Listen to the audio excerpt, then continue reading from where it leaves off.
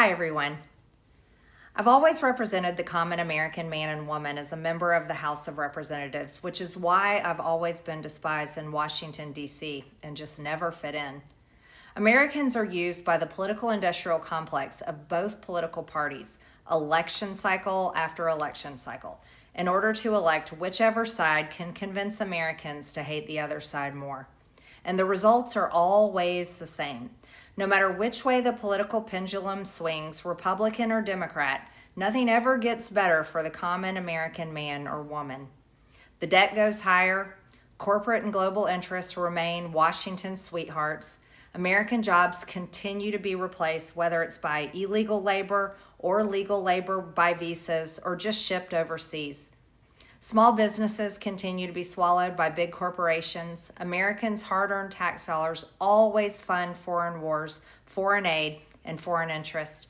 And the spending power of the dollar continues to decline. The average American family can no longer survive on a single breadwinner's income, as both parents have to work in order to simply survive. And today, many in my children's generation feel hopeless for their future and don't think they will ever realize the American dream. And that breaks my heart. I ran for Congress in 2020 and have fought every single day believing that Make America Great Again meant America first. I have one of the most conservative voting records in Congress, defending the First Amendment, Second Amendment, unborn babies because I believe God creates life at conception, and I love to fight for the little guy. Strong, safe borders, I have fought hard for that. I've fought against COVID tyrannical insanity and mandated mass vaccinations, and I've never voted to fund foreign wars with your hard-earned tax dollars. However, with almost 1 year into our majority, the legislature has been mostly sidelined. We endured an 8-week shutdown, wrongly, resulting in the House not working for the entire time, and we are entering campaign season, which means all courage leaves and only safe campaign re-election mode is turned on in the House of Representatives. During the longest shutdown in our nation's history, I raged against my own speaker and my own party for refusing to proactively work diligently to pass a plan to save Americans' health care and protect Americans from outrageous, overpriced, and unaffordable health insurance policies. The House should have been in session working every day to fix this disaster. But instead, America was force-fed disgusting political drama once again from both sides of the aisle on television every single day. My bills, which reflect many of President Trump's executive orders, like calling for a new census counting Americans only to draw new districts, making English the official language of the U.S., making it a felony to medically trans a minor, and other bills like eliminating capital gains taxes on the sale of your primary home and eliminating H-1B visas, they all sit collecting dust. That's how it is for most members of Congress bills. The Speaker never brings them to the floor for a vote. Many common Americans are no longer easily convinced by paid political propaganda spokespersons and consultants on TV and paid shills on social media obediently serving with cult-like conviction to force others to swallow the political party talking points. Because they know how much credit card debt they have, they know how much their bills have gone up over the past 5 years, they actually do their own grocery shopping and know food costs too much, their rent has increasingly gone up and up. They have been outbid by corporate asset managers too many times when they put in an offer to buy a house. They have been laid off after being forced to train their visa-holding replacement. The college degree they were told to earn only left them in debt with no big six-figure salary. They see more homeless people than ever on their own community streets. They can't afford health insurance or practically any insurance, and they just aren't stupid. These are the people I represent and love because that is who all of my family and friends are, common Americans. I've been blessed to represent the 14th District of Georgia for 5 years. The district is filled with some of the most wonderful, kind-hearted, God-fearing, patriotic, hardworking people you will ever meet. Good, regular, common Americans. I've worked hard to bring taxpayer dollars back home to help district needs. I impeached Biden's Secretary of Homeland after watching my constituents die as he facilitated dangerous open border invasion into America. And I led the effort to defund hard-left politically biased NPR and PBS and the corrupt USAID, and I did that as chair of the DOJ subcommittee.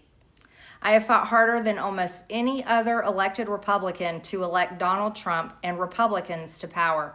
I traveled the country for years. I spent millions of my own money. I missed precious time with my family that I can never get back. And I showed up in places like outside the New York courthouse in Collect Pond Park against a raging leftist mob as Trump faced Democrat lawfare. Meanwhile, most of the establishment Republicans who secretly hate him and who stabbed him in the back and never defended him against anything have all been welcomed in right after the election. And I will never forget the day I had to leave my mother's side as my father had brain surgery to remove cancerous tumors in order to fly to Washington, D.C. to defend President Trump and vote no against the Democrats' second impeachment in 2021. My poor father and my poor mother, it was way too much for all of us.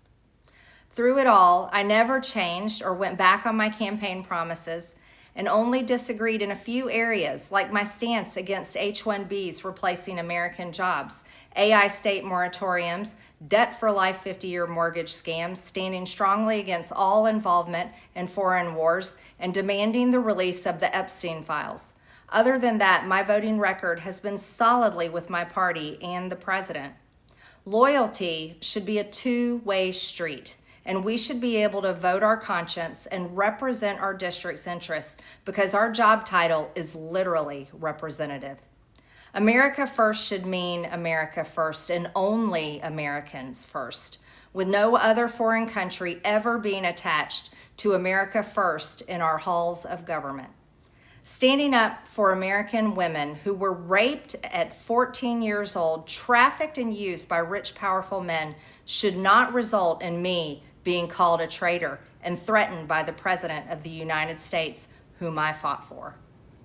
However, while yes, hurtful, my heart remains filled with joy, my life is filled with happiness, and my true convictions remain unchanged because my self-worth is not defined by a man, but instead by God who created everything in existence. You see, I have never valued power, titles, or attention in spite of all the wrong assumptions about me. I do not cling to those things because they are meaningless and empty traps that hold too many people in Washington. I believe in term limits and do not think Congress should be a lifelong career or an assisted living facility. My only goal and desire has ever been to hold the Republican Party accountable for the promises it makes to the American people and put America first. And I have fought against Democrats' damaging policies like the Green New Deal, wide open, deadly, unsafe border policies, and the trans agenda on children and against women. With that has brought years of non-stop, never-ending personal attacks, death threats, lawfare, ridiculous slander and lies about me that most people could never withstand even for a single day. It has been unfair and wrong, not only to me, but especially to my family, but it's been wrong to my district as well. I have too much self-respect and dignity. I love my family way too much, and I do not want my sweet district to have to endure a hurtful and hateful primary against me by the president that we all fought for, only to fight and win my election while Republicans will likely lose the midterms, and in turn be expected to defend the president against impeachment after he hatefully dumped tens of millions of dollars against me and tried to destroy me. It's all so absurd and completely unserious. I refuse to be a battered wife, hoping it all goes away and gets better. If I am cast aside by the president and the MAGA political machine and replaced by neocons, big pharma, big tech, military-industrial war complex, foreign leaders, and the elite donor class that can never ever relate to real Americans, then many common Americans have been cast aside and replaced as well. There is no plan to save the world or a 4D chess game being played. When common American people realize and understand that the political industrial complex of both parties is ripping this country apart, that not one elected leader like me is able to stop Washington's machine from gradually destroying our country. And instead, the reality is that they, common Americans, the people, possess the real power over Washington, then I'll be here by their side to rebuild it. Until then, I'm going back to the people that I love, to live my life to the fullest as I always have, and I look forward to a new path ahead. I'll be resigning from office with my last day being January 5th, 2026, and I look forward to seeing many of you again sometime in the future. May God bless you all, and may God bless America.